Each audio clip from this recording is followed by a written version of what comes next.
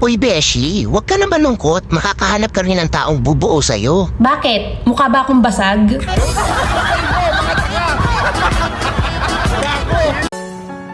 Lahat ng video ko, content ko, huwag mong seryosohin yun. Lalo ka lang ma-stress. Ako yung seryosohin mo.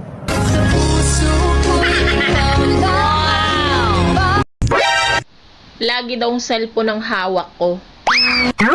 Alam nga namang itlog mo.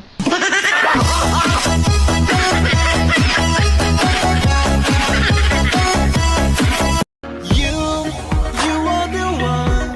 I miss you so much. Now that you're gone.